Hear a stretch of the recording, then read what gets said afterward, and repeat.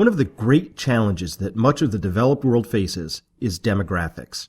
The age structure of their populations does not align very well with entitlement and pension programs or the idea of financial asset markets climbing ever higher. To begin, recall that the U.S. government has not funded any of its entitlement programs.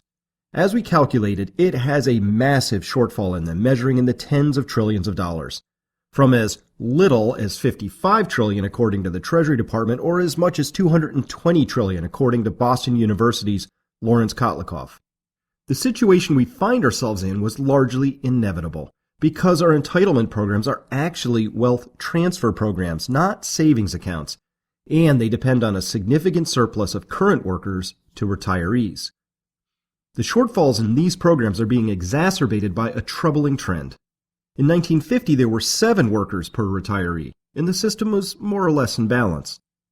By 2005, that ratio had dropped to only 5-1, and the system was already exhibiting signs of distress.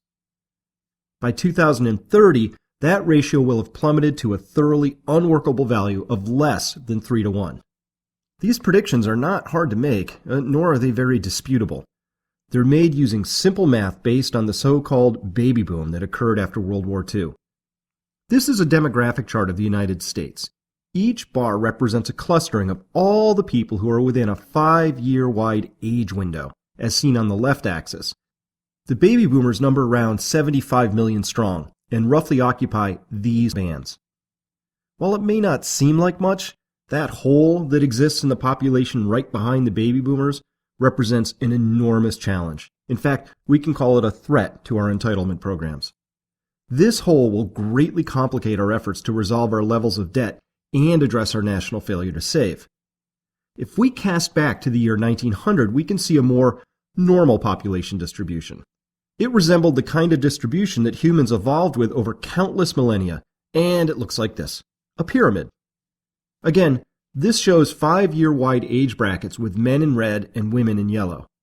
This distribution is capable of supporting an entitlement program such as the one in the United States that is based on transferring wealth directly from current workers to retirees. But when we cast this chart forward to 2000, the baby boomer bulge is quite apparent. Besides the challenge that this demographic imbalance offers to our entitlement programs, an even larger challenge is presented to both the debt and savings issues I painted in previous chapters, and even to the value of our assets. Now, here's what I mean. The boomers are the wealthiest generation ever. They hold nearly all of the assets, and they will need to dispose of those assets to fund their retirements. Well, who exactly are the boomers planning on selling their assets to? This guy? Even if Gen X and the millennial generation somehow had robust savings, which they don't, there simply aren't enough people within these generations to buy all that the boomers currently own, at least not at anywhere near today's market prices.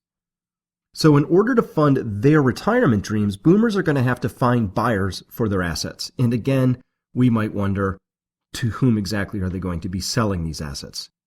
And, as we've discussed thoroughly in earlier chapters, the massive accumulation of debt over the past several decades is predicated on the assumption that the future will be much larger than the present. Now, how exactly will that come to pass if boomers are retiring en masse and there are fewer behind them to take their place? Man, the next generation better be prepared to work really, really hard.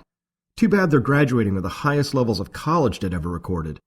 And too bad the boomers, many of whom have not saved enough to retire, are hanging on to their jobs for dear life, competing against the very people they hope will someday buy all of their financial and real estate assets from them. In fact, the over 55 crowd has not only weathered the Great Recession without any job losses, they gained over 4 million jobs over the past 5 years. That means that the over 55 crowd has taken over half of all new jobs that have been created since the recovery in the job market beginning in early 2010. After we subtract the over 55 crowd, just 3 million jobs were taken by those younger than 55 over that same period of time. The reason this really matters is that people typically hit their peak earning years between the ages of 35 and 55. To the extent that boomers are hanging on to their jobs, and almost certainly they are doing this for very understandable economic and financial reasons, if not desperate necessity, we might anticipate that younger folks who should be in their peak earning years are unable to hit their own stride as a result of not getting the jobs they need in order to do that. It's a simple story of competition, in this case, between generations. Again, the point to be reinforced here is that financial assets go up in price when there are more buyers than sellers, a circumstance that was true for the boomer bulge between the years 1988 and 2001. Boomers hit their stride, took their earnings, bought stocks and bonds, and voila, we had bull markets in both stocks and bonds the entire time. And a good portion of that story was due to simple demographics. Of course, the math works the same in the other direction, equally as well. Prices go down when there are more sellers than buyers, which, given the sheer number of baby boomers entering their senior years and needing to liquidate savings for living expenses, virtually guarantees there will be a glut of sellers in the market for the next couple of decades. This harsh math is compounded by the other additional factors locking younger generations out of the job market, such as outsourcing and automation. Younger workers, the ones who are supposed to pony up for all the assets the boomers need to sell, are being forced to settle for a worse job market with fewer jobs and lower real wages than their predecessors enjoyed. This is not a recipe for prosperity for either generation.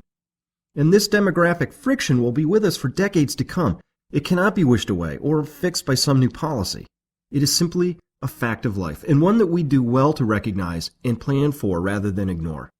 10,000 baby boomers reach retirement age every day, and this pool of aging seniors will accelerate rapidly over the next 15 years, and in fact its influence has already begun making the 20-teens quite interesting. This new reality is one of the central reasons I predict the next 20 years will be completely unlike the last. Thank you for listening.